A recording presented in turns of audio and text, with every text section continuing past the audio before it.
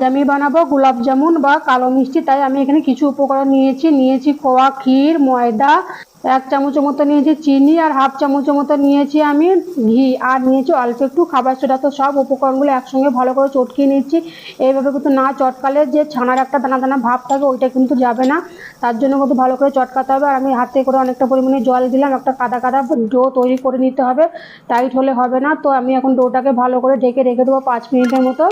তারপরে এই যে 5 মিনিট পর ফিরে আসলাম, দেখো কতটা টাইট হয়ে গেছে। এখন আমি মিষ্টি মতো করে নেবো। এই যে হয়ে গেছে, একদম হালকা আছে, একটু টাইম নিয়ে বলগুলো আমি ভালো করে ভেজে নেবো। মিষ্টিগুলো দেখো কতটা ফুলে ডবল হয়ে গেছে।